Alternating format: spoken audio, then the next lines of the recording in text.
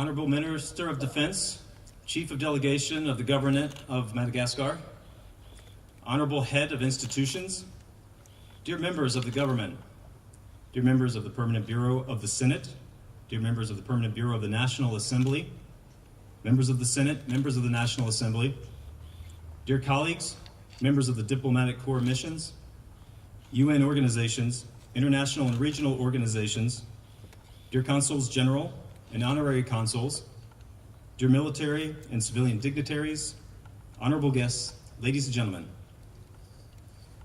Thank you so much for joining us here today. Before I begin my speech, I'd also like to give a very special thank you to all the embassy staff who have worked so hard over these last few months to make this celebration possible. I particularly want to thank our General Services Officer, Amy Montserrat, who will be leaving Madagascar next week for her new assignment. If you see Amy, tell her thank you for me. And thank you all so much.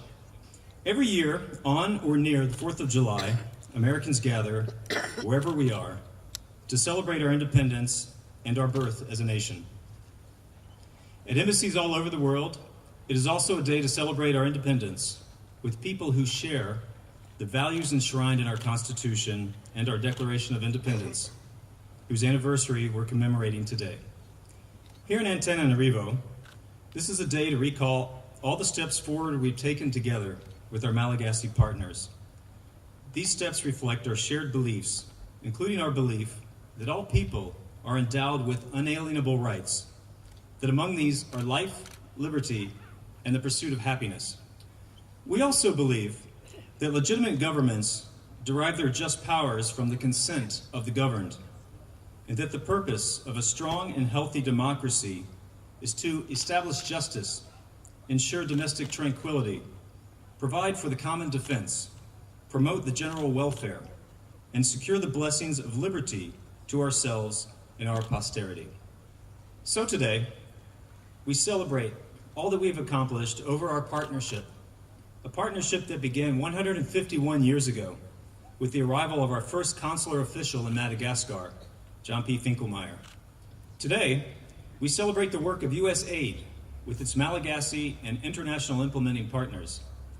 USAID has worked closely with the government of Madagascar since 1984. The agency has invested over $1.5 billion in health, food security, environment, disaster assistance, education, and programs to strengthen and build on our shared democratic values.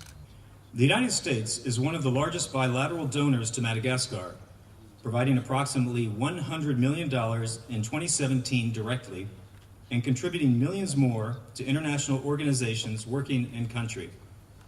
And our commitment to the current government of Madagascar continues to grow. This year, USAID has 7 new projects worth over $200 million. In the last year, we have worked with representatives from the government of Madagascar at all levels, with men and women from all parties, with people from the ruling party and the opposition, from civil society and the nonprofit, from the business community, from media houses and universities, from the capital and the coast. With all of you, we have looked for new and sustainable ways to build upon the growth Madagascar has achieved since the elections in 2014, and how to solidify those economic and democratic benefits as we move forward. We stood with the people of Madagascar as they collectively demanded the rights of peaceful assembly, freedom of speech and of the press, and the right to protest government actions and policies. We have also stood by the government, the armed forces, and the police, as they have sought to strengthen rule of law, assure public safety, and prevent loss of life and property. As a sign of the strong relationship between our two militaries, now and in the future, we have recently sent 3 more Malagasy men and women to study at American military service academies, including the first female élève officier at the United States Air Force Academy in Colorado. Over the last year, I'm proud of everything that we have achieved working closer together. We have done all this despite numerous challenges, including an unusually difficult plague outbreak, destructive storms, and shifting political landscapes. Madagascar and the Malagasy people have taken some major steps forward, but there is still much progress to be made. Earlier, I was quoting some passages from the Declaration of Independence, which was signed on July 4th, 1776, by members of the First Continental Congress in Philadelphia. Two of the most important figures in the room at that time were John Adams, who was the leading voice calling for independence, and Thomas Jefferson, the drafter of the declaration they were about to sign. Jefferson and Adams were at this point allies in their fight for independence and later served together at diplomatic missions for our newborn country in Paris and London. But they had different temperaments, differing versions of what direction the country ought to take, and each had his own particular human flaws and weaknesses. As a result, despite their great love of country and their shared experience of risking their lives for it, they grew into bitter rivals for decades.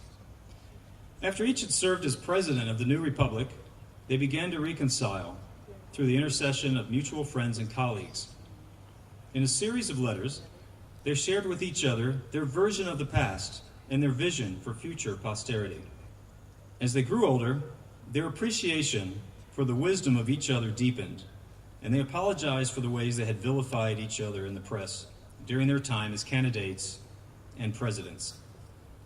Many in our country find profound symbolism in the fact that although they were hundreds of miles apart, they died on the same day, within a few hours of each other, on July 4th, 1826. This was the 50th anniversary of our independence, their greatest achievement. As we continue our celebration of that anniversary today, I hope we can do so in the spirit of mutual respect and admiration that Adams and Jefferson had, despite their differences and difficulties. Good friends will never agree on everything, but they'll always find a way to overcome their differences for the common good.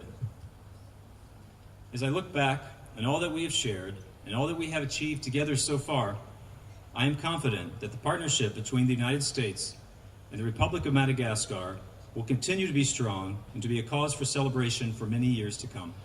Thank you very much.